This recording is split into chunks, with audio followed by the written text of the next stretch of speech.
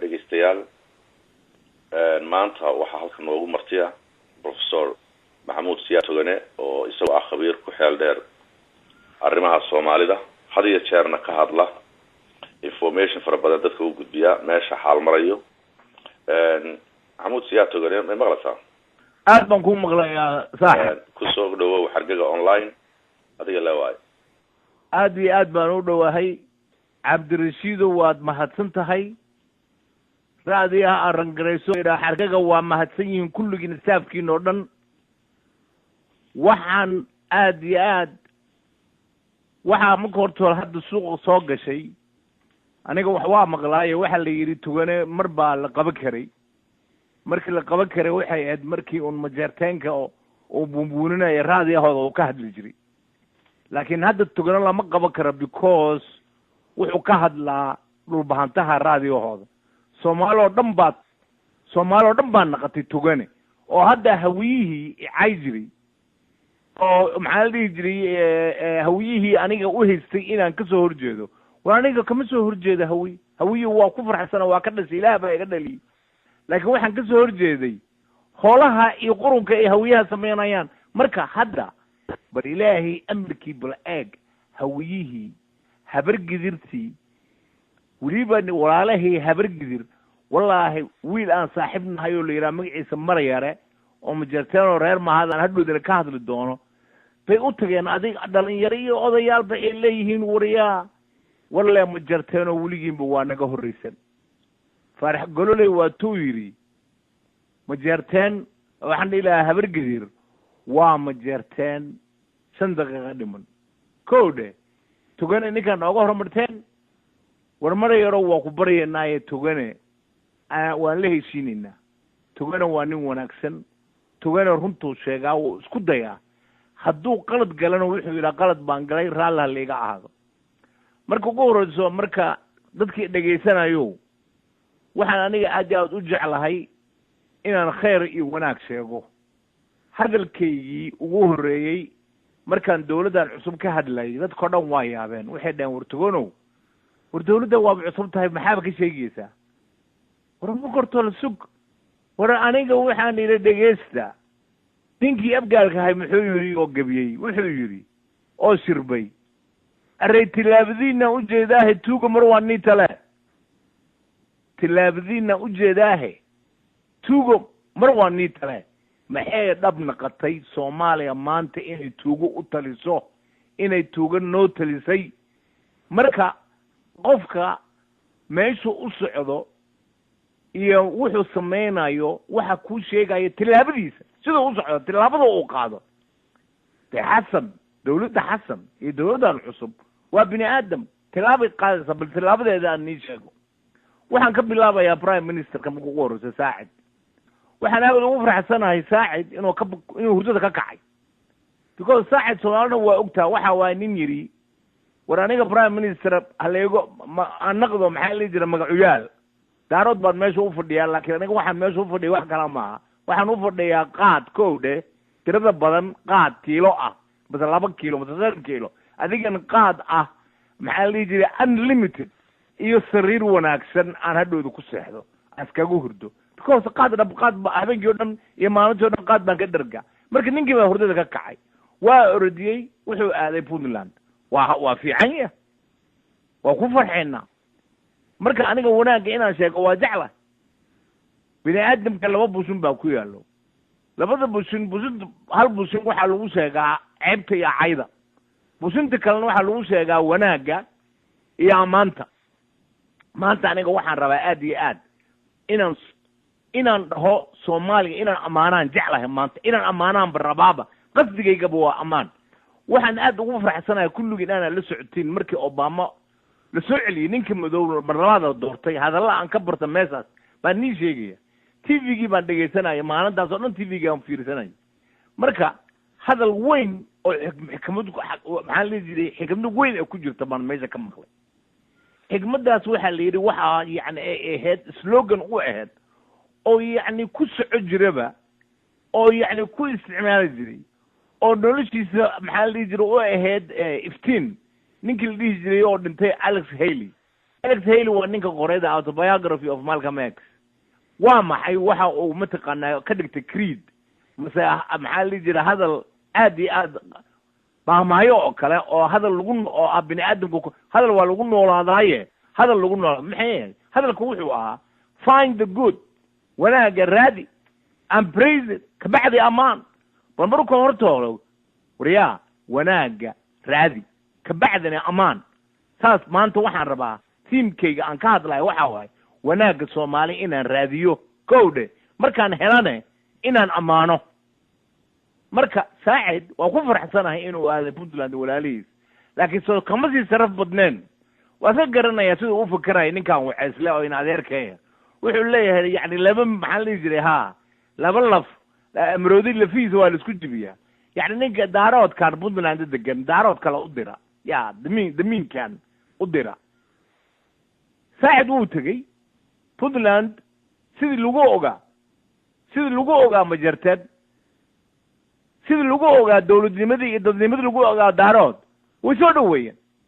aad iyo aad bay usoo dhaweeyeen wallaahi bilaahi tallaas oo dhaar maha hadduu tegi lahaa xasan ximaar hadduu meesha tegi lahaa wallaahi bilaahi tallaahi sidii loo soo dhaweey lahaa war gabar halkaa joogta baan xasuustaa hadda islaan magaceeda aanay sheegin oo mareexaana maxamed siyaad barraa wuxuu ku yidhi warkaalay adiga waa islaan caan ah war adiga maxaa maalin kastaba ula socotaa ma jeerteen aawo gabdhihii bareexan maa raacdid ya inaad bukortolo doqon tahay doqonyihiima ma jeerteen baa ismooday gabadhi miskiinta ahayd waa yaabtay waxay tiri awowe maxaan sameeyaa dee wixii wanaagsan oo dhan wixii dhar fiican wato wixii caqli leh wixii cilmi leh wixii aatamada dharka ka soo iibsado ilaahay ma jeerteen buu ka dhigay maxaan sameeyaa marka hadduu xasan rag naqa lahaa uu tegi lahaa meesha way soo dhaweey lahayn laakiin saacid wuu tegay meesha waxaana aad iyo aad oga xumahay waxaa soomaalida ku maamaadaa faryarey hadday faryarey ku xanuunayso korkoo dhan baa buko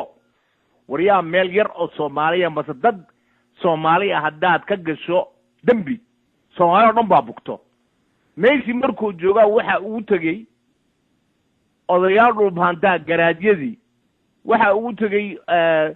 waxaa la xiriiray xisbigii khaatumo waxay ku dhaheen war dhegayso maxaa la dhihi jiray prime ministerow your honor si uu yani sharaf le u weydiiyeen war waxay dhaheen waan ku baryaynaa dee annagaba soomaalaan nahay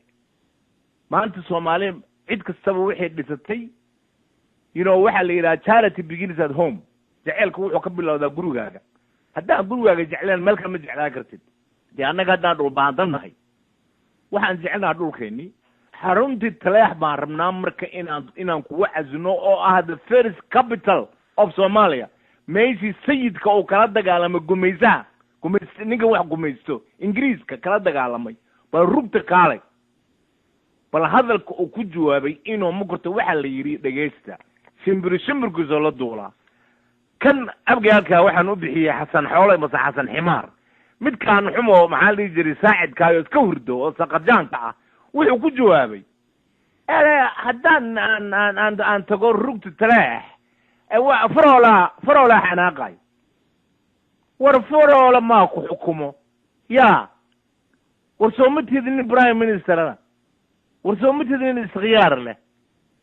mayo dad badan baa xanaaqayo haddaan meesha tago waxaa xanaaqayo faroole waxaa xanaaqayo maxaa la dhihi jiray Silanyo iyo Somaliland baa xanaaqayo war xaqa waxbaa nii sheegaya dhegeysta Soomaalida meesha waxaa jiro ilaahay wuxuuna siiyey waxa la yidhaha choice maalin kastaba go-aan baad gaaraysaa waxbaad dooranaysaa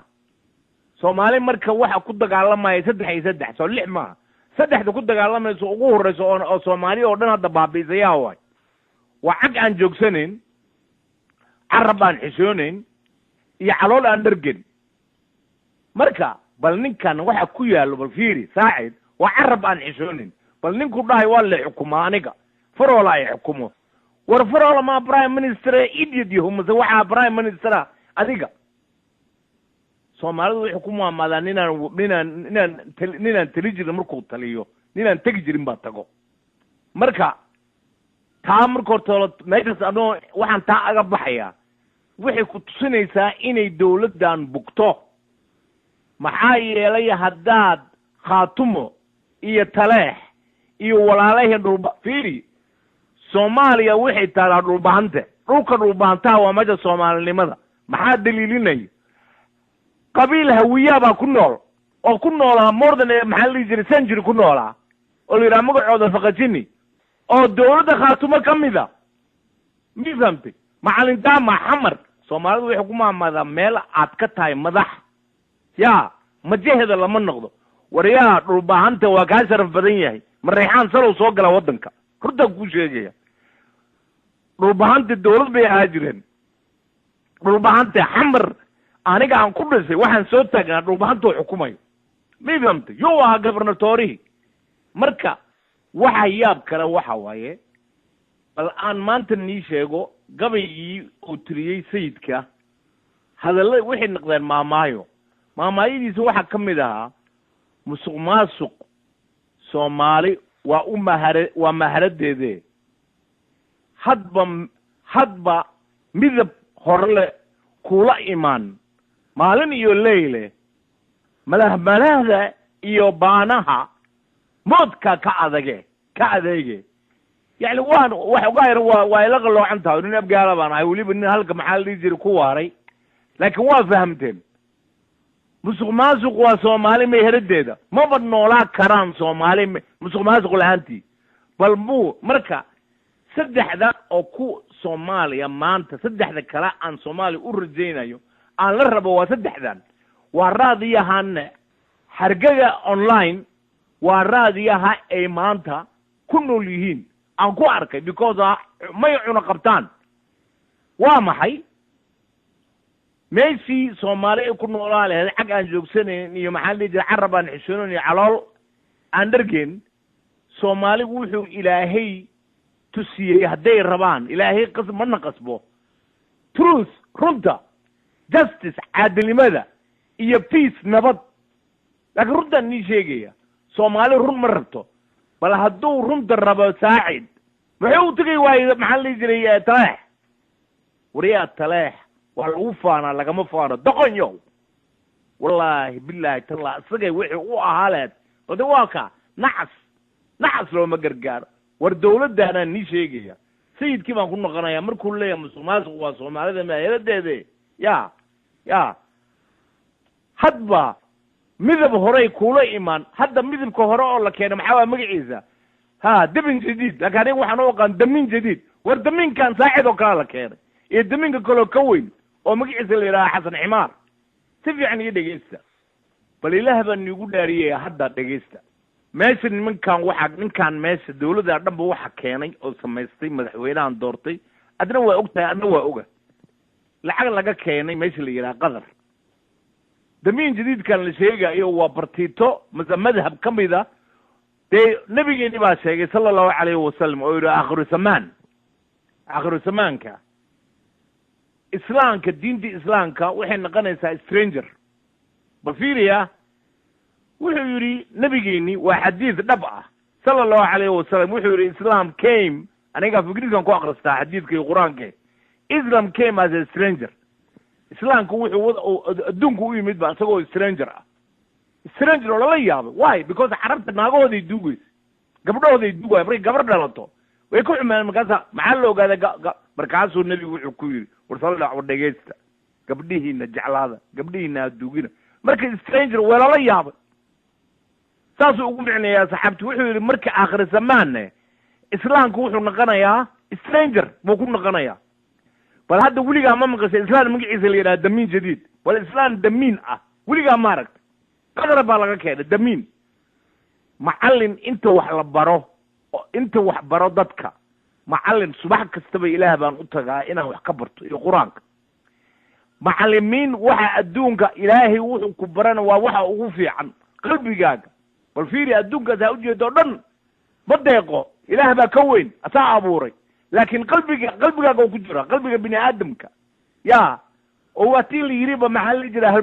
halgooyaha meesha qoorta meesha maxaa la jira lagu yidhaha ingiriiska jagal veynka buu ilaahay kaaga dhow yahay marka haddaad san jeer u tagto ilaahay aada dukato oo qur-aanka akriso qur-aanka waa nuur damiinnimadu kaa saaraya aniga dabaal baan ahaa damiin baan ahaa yaa caqligaan isiiyey yaa cilmigaan isiiyey ilaah baa isiiyey qur-aanka mi fahamtay marka san jeer ninka ugu caqli badan soomaaliya waxaa la rabay inuu noqdo ninka dukashada badan bal damiin markaasaa waxaa la keenay islaan ah damiin jadiid bal inuu damiin yahay ninkan bal ma walaalihiis dhulbahanti u tago waryaa dawlad aanan dhulbahante raalli ka dhigin ma soconayso anaa kuu sheegaya hadda war maxay ka dhigaysaa dhulbahante raalli war abgaal baaba raalli ka ahayn wallaahi bilaahi tallaas oo dhaar maaha ya aniga abgaal baana wacees baana waa weydiiyey waceeslay abgaal baan la sheekaystay war waxaa idhi maxaad madaxweyne waa tii la yidhi abgaal baa laga dhigaya madaxweyne maxaa nin wanaagsan markaasa dheheen acuudu billah war dhegayso tugane waceesle odayaashii waceeslaa ila soo hadlay waxay ugu dhaheen annaga ninkan ma wadan xasan xoolo xasan ximaar xasan xaasid ma aanan wadan annaga waxaan wadanay aan rabnay cabdiraxmaan baadiyow in laga dhigo madaxweyne xuseen khaliif jaamacna laga dhigo prime minister laakiin waa nagala hoos bixiyey lacag waa kaa dee lacag fiiri shaydaanka waa kaa fiiri lacag dollarism dollar baa la keenay dollar dawladda qatar baa keentay dayuurad lacag ah marka waa waddan iib ah marka aniga markii aan qaylinayay aan dhahayay ninkan wanaag sooma wado bal fiiri yaa la iska gardaraanin hadalkayga odayaashii markii ay soo weecan waceesle abgaal waxaan ku yidhi war yaa la iska gardaraanin hadalkayga maxaan ka bilaabay hadalkaygu waxaan ka bilaabay ilaahayo waxa aan saadinayo iyo waxa aan sheegi doono ilaaho been ka dhig wixii baa hadda rub noqday waa lii weydiiyey hadda dad badan oo cay jiray saaxiibyaalkay aan ku kala goonay oo dhahay war xasan xoole ka daa aan idhi kama daynayo waa xoolo war xasan ximaar ka daa kama daynayo waa ximaar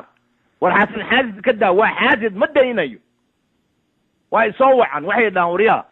tuganow raalli naga aho adigaa sax ay ahayd wallahi beenii ma sheegay nin igu yiri magacayga ha sheegin because aniga waxaa looga wax kasta inaan sheego laakiin ninkan waa idhaariyey wuxuu yidhi ha sheegin magacayga mana sheegin laakiin waxaa muhiim ah waxa loo sheegaa muhiima ninkii baa aniga isoo wacay oo igu yidhi war raalliga ahaw markaasaa idhi maxaa dhacay wuxuu yidhi waxay dhihi jirta madaxweynaha faraha ka qaad waa in adeerka waa nin waceesla war doqon yaho tolkaa iyo qabiilkaagaba ha tolkaa iyo kabahaagaba dhexdaa looga jira war ninka waa nin waceesla war ninka garab sii war shisheeye u gargaar baa tahay intaa dhulbahanto faaninayso intaa daarood faaninayso intaa majarteen faaninayso war in adeerkaa war maxaan ku faaniyaa fuulka nacas maxaa lagu faaniyaa nebi muuse ka dardaarama nacas looma gargaaro war ninkii saas igula teliyey aan ka diiday baa hadda soo wacay raalli aaw xafiiskii baa la iga soo wacay madaxweynaha waxaa laigu yidhi raalli ah waxaa laigu yidhi ninkan xasan xoolo meelna uma socdo damiin jadiid waa saas sheegtay waa damiin ya oo muxuu damiin ku noqday war dadkii lagu dhisla bal fiiri dhulbahante waa dad yaqaana sidii dawlad loo dhiso waa dad yaqaana maarta saade cali baa ku jirto saade cali warsame ka war oo ka soomaalaysan nacaskan ma fahamtay saado bal haddii saado waxa waaye halkan bay ugu qoran tahay saado waxa waaye bal fiiri burma waxaa jirto islaan la yidhaaha kulligeen garanaysin oo la yidhaaho Aung San Suu Kyi bal fiiri oo San Suu Kyi waxaa la siiyey Nobel Prize for Peace burma wallaahi bilaahi tallaahi hadday soomaali yihiin dad wanaagsan ay saado raaci lahaayeen saado waa Aung San Suu Kyi of Somalia kowdhe marka waxaa la yidhi dhulbahante runtaan nii sheegaya dhulbahante hadda waa sii jeclaaday waxaan ku sii jeclaaday waana nii sheegay sababta laakiin mid kale hadda midda saddexaad waxa waaye aan ku sii jeclaaday saade cali baa ka soo baxay inuu doqon yahay inuu dabaal yahay taariikhda ma yaqaano waxaa la yidhi taariikhda waxaa loo bartaa si aadan maaragtay qaladkii dhacay shalay inaadan ku celin war dhulbahanta dhulka uu degan yahay waxaa ku taalo buundadii mise bridgeka isku xiro labada soomaali 100 jeer baa somaliland isaaq ay ku dhaheen war aan kala goyno dhulbahantaa ka diiday dhulbahantaa ku dagaalamay waa maxaa la dhihi jira pointkii waa bridgekii soomaaliya isku hayo bal intuu u tegi lahaa oo dhihi lahaa aad iyo aad baa u mahadsantihiin because la-aantiin dawlad iyo soomaaliya maba jiri lahaynba bal marka hortoolo doqonka inuu damin yahay inuu marka hortoolo ku jiro damin jadiid ya marka taa waxay ku tusinaysaa sidaan sheegay haddii ninaana tali jirin taliyo dee ninaan tegi jirin baa tago bal hadda maxaan ka wadaa waxaas bal fiiri maryan mursade maxaa la jira maryan mursado oon soomaali o dhan wada taqaano way tagtay meeshii la yidhahdo meeshii la yidhaha hargeysa in fact school bay ka dhistay markaasaa la yidhi maxaad xamar u tegi weysay oo iskuol laga dhigi weysay waxay ku diiday inay tagto maryan mursal wax kala maaha because xamar waxaa joogo stupidkan la yidhaha saacid iyo midka kaleoo kasoo stupidsan oo magaciisa la yidhaha xasan ximaar maryan mursal marka waxay tiri isaaqa waa u taga hargeysa iskuol baan ka dhisay waxaana aan ku jeclahay hargeysa waxa waaye waa i dhahaan waa run waxay dhahaan midgaan baa tahay laakiin waxaan ku jeclahay suuqa markaan marayo edab iyo security iyo nabad baan ku maraa laakiin guri aan leeyahana laguma jiro may fahamtay laakiin xamar markaan saacid iyo xasan ximaar iyo kii kale muxuu ahaa tarzan aan ku yidhi war gurigeygii ha lagaga baxo ya waa igu quslin marka annaba waa markay ii yeereen saacid iyo tarzan iyo ximaarka markay ii yeereen ay dhaheen kaala waddanka soo gal xamar kaalay waxaan ku yidhi ma imaanayo maxaan u imaanayaa meel lin leeyahay midgaan baa tahay taa xataa waa qaadan ahaye gurigeygii ya lagu jiro xoog loogu jiro oo midda kale aan dariiq ku mari karin nabad marka waxaan rabaa inaan marka horta mawduuca hadda la heeso bal dhegaysta waxaan idhi caloolo aan dhargeyn carab aanan xishoonayn iyo cag aan joogsanayn waxaan rabaa marka inaan nii sheego aniga qolada aan ka dhisay oo abgaalka ah bal fiiri abgaal saddex buu u kala baxaa saa ogtihiin sidii aniga la baray anyway maanta waxa yaab kale waxa waaye gabar baa isoo wacday intaanan abgaal hadda sheekada ay fiicnaanaysaa bal sababtaan abgaalka u keenaa nii sheegaya cabdirasaaq xaaji xuseen gabar uu adeer u yahay uu qaba saaxiibkay siciid caynab oo magaceeda la yidhaha nadiifo sandheer base nadiifo cabdulqaadir xaaji xuseen cabdirasaaq xaaji xuseen baa u ah adeer gurigoodii bal adduunku inuu yaab leeyahay cabdirasaaq gurigaas wuxuu gatay xamar ka gatay 1960 gabadha nadiifo waxay ku dhalatay guriga 1969 cabdirasaaq wuxuu gaday guriga dhulka September 1960 nadiifo waan saan sheegay oo saaxiibkay qabo siciid caynab waxay dhalatay 69 guriga ay ku dhalatay maanta fiiri habar gidir baa ku jirtay way u tageen habar gidirtii sharaf bay leedahay habar gidir waa dad sharaf leh waa ka baxeen gurigii bal xataa fiiri xumaanta habar gidir waa dad mudug degan waa dad garanaya dhaqanka gurigii waa ka baxeen gurigii waxaa qabsaday abgaal bal weligaa maarad maxaa la dhihi jiray shiikaal waa adduunyagu doon shiikaal geel dhexayso waxa waad la ka celinay maanta waxaan haynaa abgaal gabdho kufsanayo abgaal wax dilayo abgaal guryo islaameed galayo abgaal guryo abgaala ku jiro abgaal galay gurigii maxaa la dhihi jiray cabdirasaaq xuseen walaagiis cabdulqaadir ee xaaji xuseen oo laga waaye ka soo baxa oo habar gidir baryaysa leeda war waa ceeb war dhageysta war ka baxa ninka gurigaas heesto oo raba inuu oo ka samaysta ceel bal fiiriya ceel buu ka samaysta oo ka bixmistiraya dhulkii waxaa la yidhaha magaciisa daahir salaad cosoble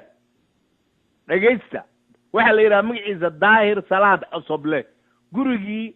cabdulqaadir xaaji xuseen cabdirazaaq mudane cabdirazaaq prime ministerkeena sharafta lahaa walaalkiis gurigay nadiifo ku dhalatay ninkay haysto waa dameer magaciisa la yidhaaho daahir salaad cosoble oo tuug waar tuuganimo wax kuma helaysid war gurigaas ma xalfanaysid gurigaas dad baa usoo dhididay marka meeshii aniga waxaan jeclaan lahaa inaan wanaag sheego laakiin wanaaggii aan sheegay waana sheegay wanaag iyo xumaan good and evil waa daris wanaaggii waa kaa habar gidir baa dhahayso war abgaalo ka daaya ya maanta gabar xamar ka timid oo igu tiro magaceega ha sheegin baa runta ii sheegtay waxay igu tiri maxamuud xamar waxaa atoore ka ah sacad kowdhe iyo ninkan shiiqaal oo dawladdaba u ah maxaa la jiray chief of staff u ah oo wuxuu raba sameeyo ma fahamtay damiina jadiid kulli waa damiin ha waa yaha damiin jadiid ninkan sacadka ah wuxuu meesha ka ilaalinayaa oo weligeed ma fiiraya waxaa faarax golole mar baa la weydiiyo o la yidhi habar gidir ka waran markaasuu yidhi habar gidir waa majeerteen 5 daqiiqo dhiman hadda waxaan leeyahay aniga majeerteen baa wuxuu noqday habar gidir 5 daqiiqo dhiman bal maanta maxaa sacad xamar fadhiisiyey isku raran guryahoodii maxaa geliyey sacad geliyey ya majeerteenna ay doorteen inay degaan meesha la yidhaaho maxaa la jiray puntland iyo garowe iyo meelaha war xamar waa leedihin nigalama laho xamar ininkaa iskale guryihiinii ku yiila liido guryaha cadcaddaa majeerteenka aniga aan faaninayo waa majeerteenka hore kuwan ma aha majeerteen fiican because hadday majeerteen fiican yihiin uma adkaysteen gardarrada ka socota xamar maanta uma adkaysteen guryahoodii baa lagu jiraa cabdirazaaq walaalkiis gurigoosiyaa lagu jiraa markaasaa tefarole wuxuu waxaa u samaynayo oon waxaan aga hadlayn baa nii sheegaya waa tuug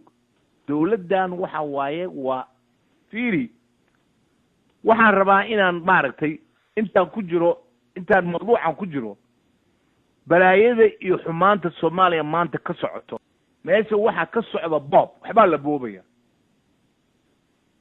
hawiye maxaa lagu ogyahay boob iyo bililiqsi kowdhe ba hadda fiiri ninkaan habar gidir aniga habar gidir ma necbi xumaantaan necba waxaa jiro nin habar gidira oo magaciisa la yidhaha cabdiweli sheekh labaale oo u shaqeeyo bin laden construction company weligii intaan aniga north america wareegaya isagana wuxuu joogay meesha la yidhaha sacuudi arabia bal ninkan xasan la yidhaha hadduu xasan rabo inuu soomaaliya dhiso ninkan cabdiweli sheekh labaale oo sacadka ah muu u yeerto muu yidhaaho war kaale adaa wax dhistide intaad dhisi lahayd dhul sacuudi arabia intaad bal fiiri muu u yeero wuxuun ugu yeereen waxa waaye xasan iyo saacid ma rabaan inay soomaali dhisaan waxay rabaan inay soomaali dumiyaan sidaan sheegay xasan iyo dawladdiisa waxay ku dhisan tahay saddexdaas cag aan joogsanayn calool aan dhargen iyo carab aan xishoonayn bal fiiri hadda waxaa la hadlay boobkoodii iyo wax kasta mar kale laakiin mid waxa qosl baa nii sheegaya xoosh kiima reexan baa hadda dacwoonayo raadayahay meel buu ka hadlay oo dhahayo guryahaygii niman waxaa dhacay dawladda oo ka ah ministero dawladda xasan xoolo iyo saacid war soo ma yihiin nin soomaaliya xoolahaygii halaii soo celiyo gaan waa istakoodaa tuugadii baa waxaa ah ministeradii markuu ku horo taa waxaan ka leeyahay xoos yaa adiga dhulka ku siiyey eyo eegu dhalay ha eyo yaa ku siiyey dhulka marka ya ma oynayo because xoos laakiin nadiifo cabdulqaadir xaaji xuseen waa u oynayaa because cabdirazaaq baa ku dhididay oo 1960 September dhulkaasi gurigaas ba gatay dhisay laakiin xoosh barreexannimo iyo munaafiqnimo iyo tugnimo dhulka ku haysay in laga dhacana waa saas xasan xoolo ee saacidne boobka ee wadaan hadda ya boobka ee wadaan bal hadalkii ku fiirsada aniga markaan tagay xamar 1991 baa liigu yiri ya waxay dhahay niman afgaala baa igu dhahay waa cali mahdi dawladdiisa 91 inay waxba isbedelin baan nii sheegaya 91 niman afgaala guriga waxaan joogay rata afgaal ya gurigoodii baan joogay cali mahdi gurigiisii baan joogay walaashay baan la joogay nuurto oo hadda tordo joogo ku jirna ilaahay caafimaad dad siiye markay ogaadeen maalmihii ugu horreysay way yaabeen waxay dhaheen warinkan waa nin rata afgaala waa nin cidda ah bal ninkaan aan soo dhaweyno markii loo sheego la yiri xanti lis weydiisto la yiri ninkaan ma aha rata afgaal ma aha rata afgaal ma aha ninkaan waa nin wacislaa waxa la joojiyay in la ilaaliyo isdabar baa la yiri nimankii askartii iga joojisay inay ilaaliyaan oo anigana waa rababa inay iga tagaan because aniga ma jecel maxaa la iga ilaalinaya wax ma dhicin wax ma dilin waxa la ilaaliyaa wax waalan iyo wixii qaatilka ah ba maalin ayagoo qaylay bal fiiri dameerihii afgaal baa bartay sida qaad loo cuno saacid kaliya ma ya saacid kaliya ma dameerihii afgaal ba hadda cunaya ba qurunku cunaya codka cunaya ayagoo qaylay baan u imid markaas waxay ugu dhaheen wariyaa tugane professor afgaal ma kala taqaan markaasaan war afgaal ninka kala ma aqaani meel waxaan joogaa Canada baan joogaa meeshaas Canadane wixii madoobo dhan buu wax loo yaqaan nigar marka afgaal waa nigar nigar ma ahna dhageyso afgaal saddex u kala baxaa afgaal annaga waxaan la yiraahdaa harti afgaal waxaan ku noolnahay bob no astaghfirullah annaga waxaan ku noolnahay boono cali mahdi oo qoro yani gacanta wax ku hadna aan ku hadnaa wax ya boono baan kala soo baxnaa maxaa la dhihi jiray masaakiinta galeydeedii iyo wixii loogu talagalay dadka masaakiinta bagaajada dilaysa iyo cali mahdi noo soo xado waxaasaan ku noolnaa walaalahin waxa la yiraahdaa magacooda kuwa kalena waxa la yiraahdaa magacooda wacbudan waa daawudka iyo kuwa kale cali iyo maxaa ramataanka iyo waxay dhaheen walaalahin budan waxay ku nool yihiin boob waxbay boobaan waxa hadda xamar ka socdo boobka ka socda xamar waxay ugu dhaheen adiga laakiin tugano wacasa tayo wacasaha waxay ku nool yihiin basar marka Soomaaliya wali lama gaarin meeshii siyaasadnimada iyo basarka waxa la joogaa wali mugdigi baa lagu jiraa wali waxa la joogaa waqtigii boobka iyo beenta iyo carabka aan xishoonayn iyo cagta aan joogsaneyn ee calool aan dhargin marka ninkan rajadii Soomaali lahayd ninkan wuu baabi'iyay marka Soomaaliya waxa raamo go'to inay la hadlo kuwayni dhageysanayo baan rabaa inaan la hadlo wariyaada dhageysta war runta aan isku sheegno afgaalku wuxuu ku maamahan Soomaali ku maamahada ishiisa la arkaa ujiisa lagu tuma wariyaa annaga adiga iyo aniga waaba fiicanahay waa kan waa hadlayaaye adiga xamar joogo adiga Toronto joogo adiga meel kastaba joogo war maxaa demonstration war adaa khali ka ah saacid hurdaaye iyo maxaa la yiri xasan ximaar inay ku tumtaan rajadeyni aan ka qabnay wali Soomaaliya dhulku ku aruuraysa rajada wali way jirtaa wariyaa waxbaa nii sheegaya dhageysta we are the ones we have been waiting for kuwa la sugayo waa anaga oo kale waxa sugaysa miyaa maxaare inay timaado dhulka noo xurayso masa Kenya noo timaado noo xurayso war dhulka waxa xureynaya saada caliga war samee iyo wax la mid ah fakarkeeda iyo ma aragtay dad mataqaana aqli leh iyo dad cilmi leh dad war iska dhageysa hadalka ma war adiga waxa noqlo tumanayo ya tuugada la baxday damin jadiid musuqmaasuq cusub oo damin jadiid la baxay oo Soomaaliya maanta saa baaba aga dhigayo ya wixii aga dhigayaan Soomaali wax kala ma because adiga raalli ka ah kan dhageysanaya raalli ka ah wariyaa haddaadan raalli ka ahayn ya haddaadan raalli ka ahayn waxaan ma socdan wariyaa maanta wax Syria ka socdo waa dagaalamayaan code Egypt waxa ka dhacay bal meel kasta nin kastaba maxaa la jiray freedom Malcolm X muxuu yiri war xornimada ma aha mid adiga lagu siinayo if you are a man you fight for it haddaan nin raga tahay waa loo dagaalamaa wallahi billahi tallahi saacid iyo xasan ximaar wixii qurubkaas u sameeyay wax kala ma because aniga iyo adiga raalli ka ah aniga waxaan niga ballan qaaday ilaahay hadduu nafta been ugu sino aniga niila hadlaayo inaan example nin noqdo aan xamar aado aan demonstration aan aniga lead garaynayo aan xamar ka sameeyo laakiin aniga keli maxaa la far keligii fool ma noqdo aniga waxaan rabaa anigoo koox badan wato oo Toronto ka wato oo Minneapolis ka wato oo ka wato meesha la yidhaaho maxay Columbus Ohio oo England ka wato oo Middle East ka wato meel kasta annagoo war kuwa Soomaalida dhabta ah aan tagno hadalkaygu waxaan ka bilaabay ilaahay wuxuuna siiyey 2 furuur mid wax lagu caayo iyo mid mataqaan wax lagu amaano amaantii baan galaya yani waxaan rabaa inaan rajadeyda inaan baabiyo ma jecli waa ka sarreynaa mifhamti dhulbahanta waa kaa ma xanaaqsano marka saas loo xumeeyey dhulbahante oo la dhulkiina ma tageyno bal eeg bal waa waxa af ingiriiska lagu yidhaha gratuitous insult yani waxa waaye gratuitous insult waxa laga wadaa wax kala maaha waxa waaye yani waa waxaan loo baahnayn hadeero nin maxaa la dhihi jiray bal fiiri saas iyadoo loo galay walaalaheen dhulbahante bay weli waxay usoo taagan yihiin soomaalinimo because waa dad saada dhalay saada kama imaan maxaa saadi waa gabar soomaaliya runtaan nii sheegaya laakiin saadayay ka timid dhuuxa iyo caqliga yaa iyo dadnimada dhulbahantay ka timid dadkay ku abtirsato ma fahamta ismaaciil cali meliya cali dhuux dhasiisi marka soomaaliyay waxaan rabaa marka inaan waa bilowdo wanaagii ugu bilowdo waxaan rabaa inaan hadalkayga aga baxo ilaahay wuxuu mucjizo waay ilaahay wax kasta wuu ku tusinaya waxaan rabaa yani inaan nahay haddaan Soomaali nahay inaan nahay the stuff victory is made of war guushaba waxa laga sameeyay Soomaalinimada Soomaalida we are born on top annaga dhulka sidagayno annaga dooranayno waxa la yiri fiiri fish stinks from the head kalluunka wuxuu ka qurmaa madaxda waa inaan bedelnaa labadan madax qurunka waa inaan bedelnaa haddii kale kulligeen ba qurmayno ma fahamteen marka waxaan rabaa inaan nii sheego waxa i rajo gelinayo waxa maalin kastaba iga hadal siinayo makortol muslim baan dhaho rajo waa ku wada noolna laakiin Soomaalida inay tahay Soomaalinimada maxaa ayaan dhowd baa nin wuxuu ii sheegay sheekay walaalkii baa ii sheegay Maxamed Siyaad Tugan Toronto niil degan sheekay yaab leh Mareykanku way ogtaan way faab badan yihiin waxay aad u faaniyeen mukulaal Mareykan oo mukulaal oo dhan gareys dawriya war mukulaashan fiir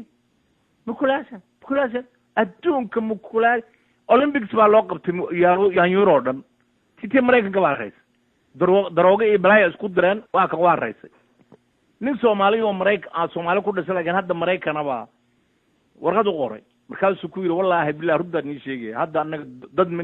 dadnimadeeni iyo dowladnimadeeni waxa la degay damin jadiid haddaan ahaa lahayn haddaan dowlad lahaa lahayn yaan yurtiina mukulaashina waxa ka adkaa lahayd mukulaal Soomaali Mareykanka waa yaabeen waxay soo bax Soomaaliya aadaynay marka mukulaashii Mareykanka baa la gooday mukulaal Soomaali oo geed hoos jiftay oo tagtay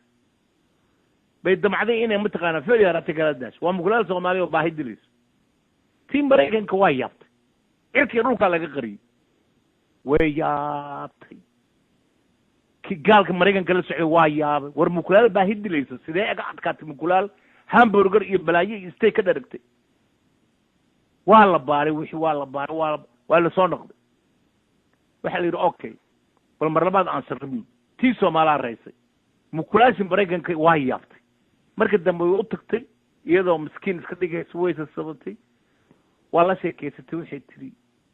hay sewa adig baahi baa ku dishay silac baa tahay saa u taala eeg anigana feereyga eeg Mareykan baan ahay yaa laakiin mar kastaba waa iga adkaane tell me please your secret bal secretkaaga ii sheeg sidee ku dhici kartaa saas mukulaasha Soomaali qosol bay la dhacday waxay tiriyaa dhageyso runta martaa aniga libaax baan ahay gaaja iga dhigtay mukulaal aniga libaax baan ahay marka libaax baa joogo Toronto libaax Soomaaliya baa jooga magaciisana waxa la yiraahdaa Marayare waa wiil Soomaaliya wiilkaas haddii maanta aan wax amaanayo waxa amaan ku hor istaahilo ku fiican waa asaga bal wuxuu sameeyey dhegaysta habar kasto oo wiilkeeda xiran yahay Toronto haddaad tiraa Marayare waxay leedahay ilaahay Marayare ilaahay Marayare cimrigaaga dheeray hasoo loogu duceynaya Soomaali haddii la xabiso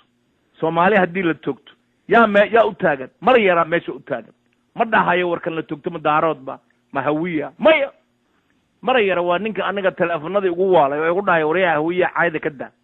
war doqoyo hawiya caayda ka daa adeer caayda ka daa hawiya daarood baa kasii xuna daarood baa dayuusa Marayare aabihii Maxamed Siyaad Barraa dilay Marayare adeerkii aabihii la dhashay waxaa dilay Maxamed Siyaad Barre bal dhegeysta maanta Marayare wuxuu u yahay mentor oo macallin u yahay oo iskoolka markuu ka soo baxo wiilka soona u gelin gaanga u gelin soona darooga u baran buu wuxuu baraa basketball iyo soccer inuu ciyaaro wiil Maxamed Siyaad Barre oo u yahay awowe wiil oo dhalay maslax bal wanaagaas oo kale aawd Marayare wuxuu ugu yiri aniga waa rabay inaan arguto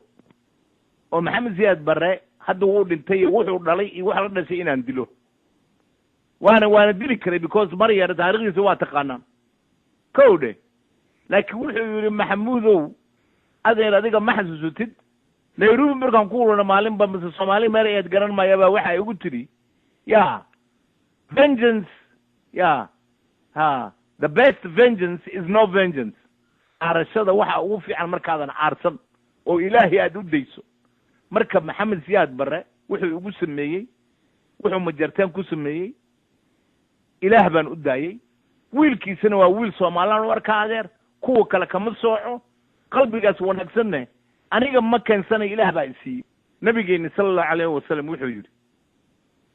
maalka kaliya aad leedahay oo anfac leh oo adduunkan anfac ku leh aakhirana anfac ku leh waa wanaaga aad ku samayso halkan waxaan naga baxayaa marka horta loo xumaan Soomaali wanaag waa laga helayaa Cali Khaliif Galeer aan marmar iska maago wanaag buu sameeyaa oo muxumo Ilaahay muumin wax xun oo dhan muumin doofaarka u jeedo haltin oo xalaal ku taalo marka hadalku waxaan ku dhameeyay wax wanaagsan oo Cali uu sameeyay ninka la yiraahdo Cali Khaliif Galeer ticket buu ii soo diray about 10 years ago because we were nin walaalka aya nin saaxiibka aya nin daarooda oo lalkasa bifhamti laakiin walaalka aan u weynaa saaxiibtiin baa dhibaato weyn haysataa marka waxaan rabaa inaad maaragtay ticketkaas qaado hotelkaas deg anaa kharashka dhan wax kasta qabo please waa ogahay ninkaas inaad jeceshahay walaalatihiin u tag soo siyaaro ninka walaalkaaya marka wanaaga Cali waxaan kaloon ku jeclahay tana naga baxaya waxaan kaloon ku jeclahay cadal waxaan ku jeclahay Cali Khaliif Galeer oo kale waxa waay Cali waxaan aad u sii jeclaanahay hadduu naqalaha sida saadoo kale ma fahamtay laakiin waxaan kaloon ku sii jeclahay Cali hadalkiisa waa orator hadal uu yiri weligiis ma hilmaamayo Cali Khaliif Galeer baa waxa lagu yiri mudusooda iyo lixooba wuxuu ku yiri wariyaa orodoo laas caawinad ku noqday meesha ka timid Cali wuu qoslo wuxuu yiri wallahi Muuse ina saa'itra maanta laas caawinad wuxuu yiri waa runta waa dhulkayni laakiin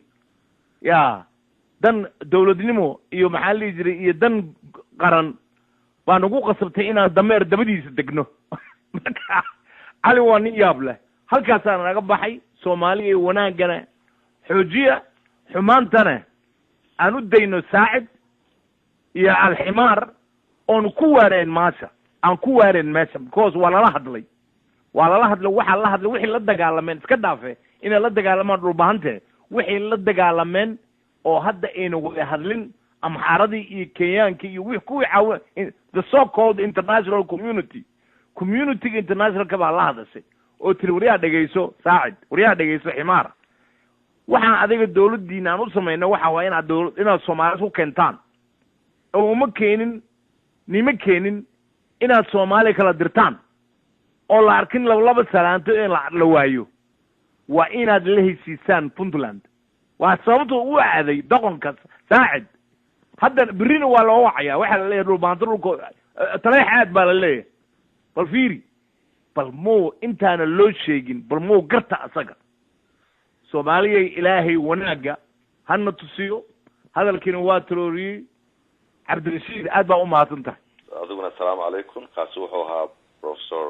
maxamuud siyaad togane oo nagala soo xidhiiday magaalada Montreal ee gobolka Quebec aad iyo aad baad u saxaafata waa ku salaam professor Get up, stand up for your right. Get up, stand up for your right. Get up, stand up for your right. Get up, stand up, don't give up the fight. Preacher man, don't tell me heaven is under the earth. I know you don't know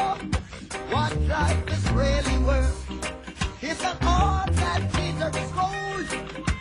After story had never been told. So now you see the light. Hey, stand up for your right. Come on, get up, stand up for your right. Get up, stand up, don't give up the fight. Get up, stand up for your right. Get up, stand up, don't give up the fight. Most people think great God will come from the sky, take away everything and make everybody feel high. But if you know what life is worth, you will look for yours on your earth. And now when you see the light, you stand up for your rights. Yeah. Get up, stand up. Yeah, yeah. Stand up for your rights. Get up, stand up. Get up, stand up. Don't give up the fight. Life is your right. Get up, stand up. We can't give up the fight. Stand up for your rights. Lord, Lord. Get up, stand up. Keep us struggling on. Don't give up the fight. Yeah. We're sick and tired of your ism, schism, game, dine and go to heaven in Jesus' name, Lord. We know and we understand. Almighty God is a living man. You can fool some people sometimes, but you can't fool all the people all the time. So now we see the light. We gonna stand up for our rights. So you better Get up, stand up. don't give it up. Stand up for your rights. Stand up right now. Get up, stand up.